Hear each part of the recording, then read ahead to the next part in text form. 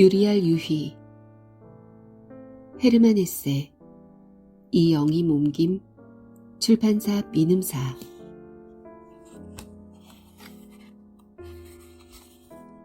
서문. 유리알 유희의 역사를 일반인에게 알기 쉽게 설명하기 위하여. 요제프 크네이트가 번역한 자필 원고에 의하면 다음과 같다. 어떻게 보면 경박한 사람들에게는 이 세상에 존재하는 사물보다 존재하지 않는 사물을 말로 표현하는 것이 더 쉽고 책임이 덜 느껴질지 모른다. 그러나 경건하고 양심적인 사가에게는 정반대이다. 즉, 있음을 증명할 수도 없고 있을 것 같지도 않은 어떤 것을 경건하고 양심적인 사람들이 어느 정도 실제하는 것처럼 다룸으로써 그것이 실제로 존재하고 생겨날 수 있는 가능성에 한 걸음 다가서게 되는 경우가 있는데, 그런 것들만큼 말로 표현하기 힘든 것도 없지만 또 그만큼 절실히 사람들 눈앞에 그려 보여 주어야 할 필요성이 있는 것도 없다. 알베르투스 2세, 정신 형성에 관한 논고 제1권 제28장, 클랑고르와 콜로프 출판.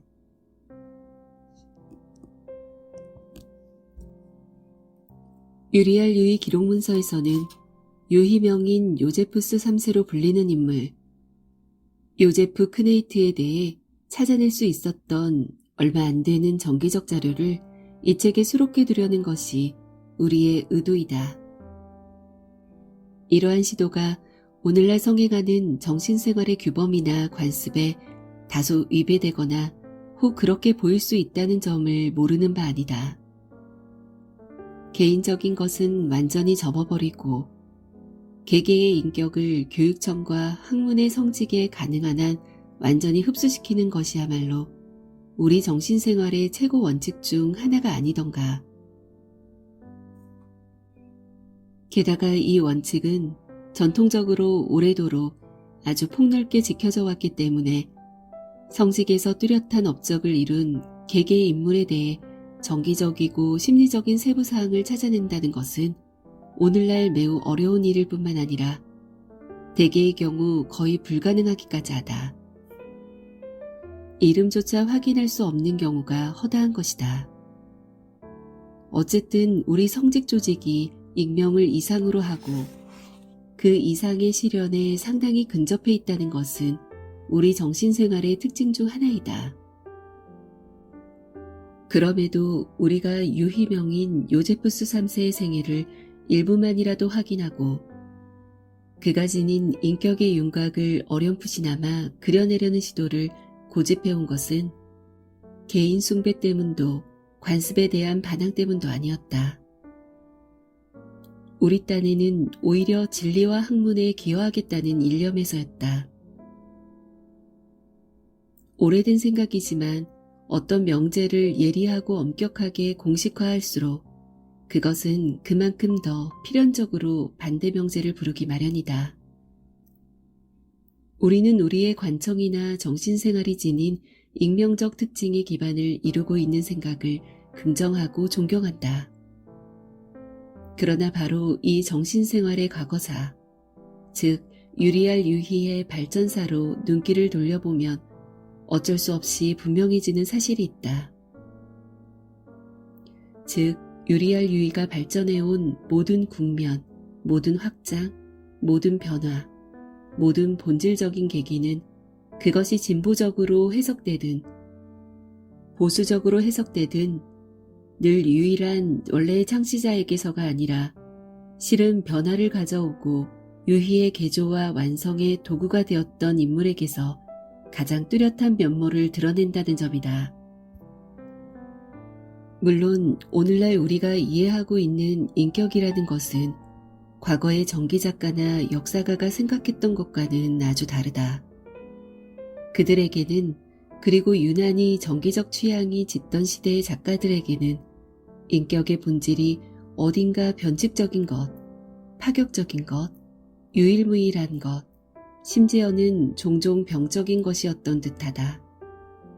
하지만 오늘날의 우리는 모든 독자성이나 특이함을 넘어서 자신을 가능한 한 완전히 보편적인 것 속에 용해시키고 초개인적인 것에 기여할 수 있었던 사람을 만나는 경우라야 비로소 중요한 인격을 논하게 된다. 좀 더 자세히 살펴보면 사람들은 이미 고대에도 이러한 이상을 알고 있었다. 예를 들어 고대 중국 사람들 사이에서 거론된 현자나 군자의 모습 혹은 소크라테스적 도덕론의 이상은 오늘날 우리가 말하는 이상과 거의 다를 바 없다. 또 전성기의 로마 교회 같은 많은 거대한 정신적 조직도 이와 비슷한 원리를 알고 있었고, 이른바 성 토마스 아퀴나스처럼 그런 조직의 가장 위대했던 인물 대부분은 초기 그리스의 조각상처럼 개개의 인물이라기보다는 어떤 고전적 유형의 대표자였다. 어쨌든 우리는 지금 20세기에 시작된 정신생활의 대변혁을 이어받고 있지만 저 참다운 옛 이상은 그러한 변혁이 나타나기 이전에 거의 완전히 사라져버렸다. 그 시대의 정기에서 우리는 주인공의 형제자매가 몇 명인지, 주인공이 유년기를 벗어나고 사춘기를 겪고 명성을 위해 싸우며 사랑을 구했던 일이 그의 영혼에 어떤 상처와 흔적을 남겼는지 장황하게 묘사된 것을 보고 놀란다. 오늘날 우리에게는 주인공의 병력, 가족사, 성생활, 소화, 수면 같은 것은 관심거리가 되지 못한다. 또 그가 정신적으로 어떻게 자라왔고 어떤 분야의 학문을 좋아했고 어떤 책을 즐겨 읽었는가 하는 등의 교육적 배경조차 별로 중요하지 않다. 전기의 주인공으로서 특별히 우리의 관심을 끌만한 가치가 있는 사람이란 개인의 향기와 가치를 만들어내는 강하고 신선하고 경탄할 만한 충동을 잃지 않으면서도 천성과 교육에 의해 자기 개성을 성직의 직분에 거의 완전히 용해시킬 수 있는 단계에 이른 사람뿐이다. 개인과 성직 사이에 충돌이 생기면 우리는 이 충돌이야말로 한 인격의 크기를 잴 수 있는 시금석이라고 본다. 욕망이나 정열에 이끌려 질서를 깨트리고만 반역자를 용인하지는 않으나 그 대가를 치른 희생자로서 진정한 비극을 겪은 인물에 대해 회상하는 것은 그만큼 귀중하고도 값지다. 이런 주인공, 참으로 모범적인 이 인물에 대해서는 이제 우리가 그 인품이나 이름, 얼굴, 태도 등에 관심을 가져도 좋고 또 그것이 자연스러운 일 같다. 왜냐하면 가장 완벽한 성직제도나 전혀 마찰 없이 돌아가는 조직에서도 우리는 결코 죽은, 그 자체로는 어찌 되어도 상관없는 부품들로 이루어진 기계장치를 보는 것이 아니라 여러 부분으로 이루어져 각기 나름의 특성과 자유를 가지고 생명의 기적에 참여하는 기관들로 살아 움직이는 하나의 생명체를 보기 때문이다. 이런 의미에서 우리는 유리알 유이의 명인 요제프 크네이트에 대한 정보, 특히 그가 쓴 모든 글을 입수하려고 애썼고 읽을 만한 가치가 있다고 여겨지는 그의 자필 원고들을 구할 수 있었다. 우리가 크네이트라는 인물과 그의 생애에 대하여 말할 수 있는 것 가운데에는 수도회의 회원들, 특히 유리알 유이 연주자들 사이에서는 이미 전부 혹은 부분적으로 널리 알려져 있는 것이 적지 않다. 그러므로 이 책은 그들뿐만 아니라 이해력 있는 일반 독자들까지도 읽기를 바라는 마음에서 쓰인 것이다. 그 좁은 범위의 사람들을 위해서라면 이 책에는 서문이나 주해가 필요 없을 것이다. 그러나 수도의 바깥의 독자들도 주인공의 생애와 원고를 읽어주기를 바라는 마음에서 예비 지식이 거의 없는 독자들을 위해 유리알 유이의 의미와 역사에 대해 간략하고 대중적인 서문을 이 책 앞에 붙이는 쉽지 않은 과제를 떠맡게 되었다. 거듭 말하지만 이 서문은 대중적인 것이고 또 그렇게 되기를 바라기 때문에 수도회 자체 내에서 논의되었던 유희의 역사와 문제점에 대한 의문을 밝히려는 의도 같은 것은 전혀 없다. 그런 주제를 객관적으로 다루기에는 아직 시기가 너무 이르다. 따라서 독자는 여기서 유리알 유희의 완전한 역사와 이론을 기대해서는 안 될 것이다. 우리보다 더 자격 있고 능숙한 작가라 해도 오늘날 그런 것은 쓸 수가 없다. 그 과제는 훗날을 위해 남겨질 것이다. 물론 자료와 정신적 전제가 그 전에 흩어져 없어지지 않는 경우의 일이지만 우리가 쓴 이 글을 유리알 유희의 교본으로 삼는다는 건 더더욱 말이 안 될 뿐더러 그런 책은 결코 쓰이지도 않을 것이다. 유희 중에 유희라는 이 유희의 규칙을 배우기 위해서는 관례상에 규정된 방법을 따를 수밖에 없으며 그러는 데만도 여러 해가 걸릴 것이다. 유희에 정통한 사람이라도 이 유희법을 더 배우기 쉽게 만들어 보겠다는 생각은 감히 할 수도 없는 것이다. 그 법칙, 즉 유희의 기호와 문법은 고도로 발달한 일종의 신비로운 언어를 구사한다. 거기에는 여러 학문과 예술, 특히 수학과 음악이 관련되어 있으며 거의 모든 학문의 내용과 성과를 표현하고 서로 연관지을 수 있다. 다시 말해 유리알 유희는 우리 문화의 내용과 가치 전체를 가지고 있는 유희이다. 예술 전성시대의 화가가 자기 팔레트의 물감들을 가지고 유희하듯 모든 것을 가지고 유희를 하는 것이다.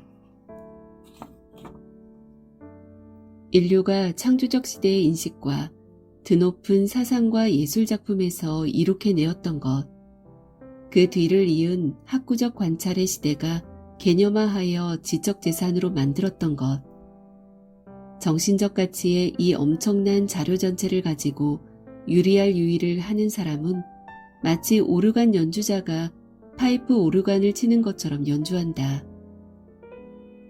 그런데 이 파이프 오르간은 상상할 수 없을 정도로 완전한 것이어서 건반과 페달은 정신의 전 우주를 더듬고 음전은 거의 헤아릴 수 없으며 이론적으로 보자면 이 악기의 연주를 통해 정신세계의 모든 내용이 재현될 수 있다. 하지만 이 건반과 페달과 음전은 이제 고정되어 버렸기 때문에 그 숫자와 순서를 개조해 완전하게 해보려는 시도는 사실 이론적으로만 가능할 뿐이다. 다시 말해서 새로운 내용을 받아들여 유희 언어를 풍부하게 하는 일은 유희 최고지도본부의 국도로 엄격한 통제를 받는다. 그 대신 이처럼 고정된 체계 안에는, 즉 위의 비유로 계속 말하자면 이 거대한 파이프 오르간의 복잡한 장치 내부에는 연주자 각자가 온갖 조합을 해볼 수 있는 하나의 완전한 세계가 있으며 엄격하게 진행되는 수천 건의 연주에서 그저 피상적인 유사성을 제외한다면 단 2건의 비슷한 연주도 나올 가능성이 거의 없다.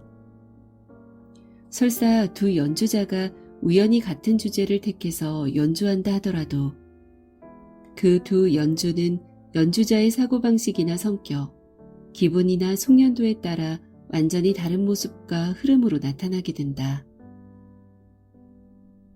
유리알 유희의 기원을 어디로 잡고 그 전사를 어디까지 거슬러 올라갈 것인가 하는 문제는 결국 그저 역사가의 마음에 달려있다. 왜냐하면 위대한 생각이 모두 그렇듯 여기엔 원래 시작이라는 것이 없으며 생각이 있는 곳이면 유희는 늘 있어 왔기 때문이다. 우리는 유리알 유희가 생각이나 예감, 소망의 모습으로 이미 이전 시대에 몇 번이고 이루어졌던 것을 알 수 있다. 예를 들어 피타고라스에게서 그 후 고대 문화의 후기에서, 헬레니즘 시대의 그 노시스파에게서, 또 그에 못지않게 고대 중국인에게서, 그리고 다시 아라비안인의 정신생활의 절정에서 그것을 찾아볼 수 있는 것이다. 그리고 다시 더 나아가 스콜라 학파와 인문주의를 지나 17세기와 18세기 수학자 아카데미와 낭만주의의 철학, 그리고 노발리스의 마술적 꿈인 룬의 문자에 이르기까지 그 전사의 자치는 계속 이어진다. 학문과 예술의 종합이라는 이상적 목표를 지향하는 모든 정신의 움직임에는 모든 플란톤적 아카데미, 모든 정신적 엘리트들의 교류, 정밀과학과 보다 자유로운 학문을 근접시키려는 모든 시도, 학문과 예술 혹은 학문과 종교를 화해시키려는 모든 시도의 밑바닥에는 바로 저 생각, 우리에게선 유리할 유의라는 형태를 취하는 저 영원한 생각이 자리 잡고 있는 것이다. 아벨라르나 라이프니츠, 헤겔 같은 사상가는 의심할 여지 없이 정신의 전 우주를 집중된 체계 속으로 포착하고 정신과 예술의 생생한 아름다움을 정밀한 규칙의 마술적인 힘과 결합시키려는 꿈을 알고 있었다. 음악과 수학이 거의 동시에 최고 단계에 이르렀던 그 시대에는 두 규칙 사이에 친밀하고 유익한 교류가 잦았다. 그리고 200년 전에 니콜라우스 폰쿠에스가 같은 분위기에서 쓴 다음과 같은 문장을 우리는 보게 된다. 정신은 모든 것을 가능성이라는 방식으로 재기 위해 가능성에 맞추어 스스로를 형성한다. 그리고 정신은 모든 것을 신이 하듯 일괄적이고 단순한 방식으로 재기 위해 절대적 필연성에 맞추어 스스로를 형성한다. 또 정신은 모든 것을 그 특성을 고려하여 재기 위해 결합의 필연성에 맞추어 스스로를 형성한다. 마지막으로 정신은 모든 것을 그 현존을 고려하여 재기 위해 결정된 가능성에 맞추어 스스로를 형성한다.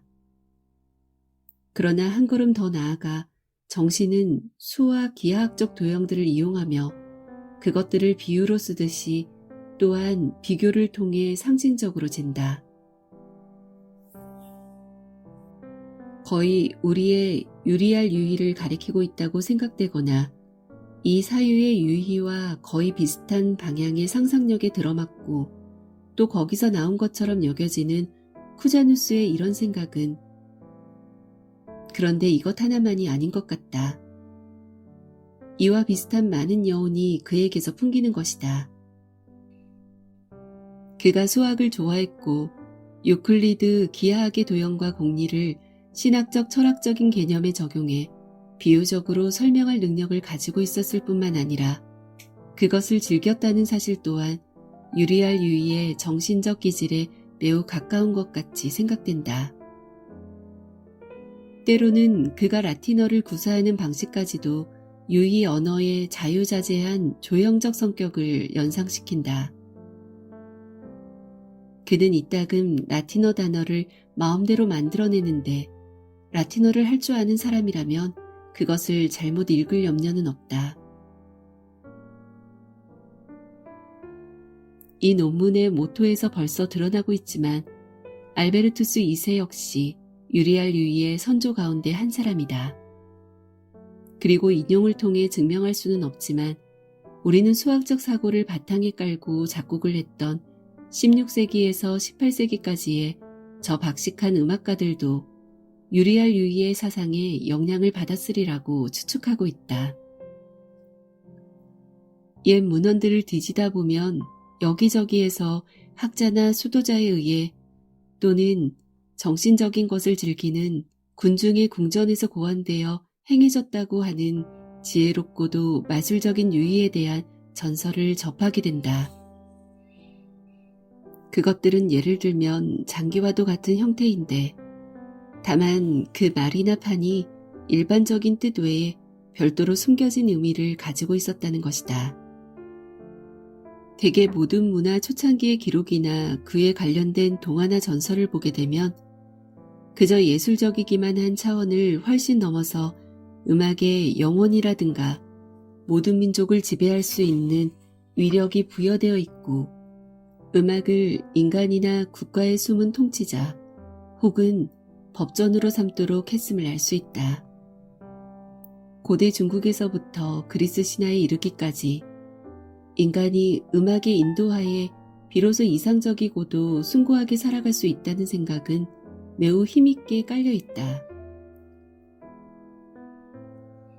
노래의 숨은 힘은 끊임없이 모습을 바꾸어 지상에 우리에게 말 걸어오네.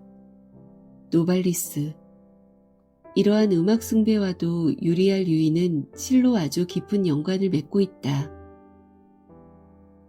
유희의 이념이 영원한 것이고 따라서 그것이 실현되기 훨씬 전부터 이미 늘 존재하고 활동했던 것임을 인정한다고는 해도 그것이 우리가 알고 있는 형태로 실현되기까지는 일정한 역사가 있으므로 이제 그 가장 중요한 단계들을 간단히 짚어보고자 한다.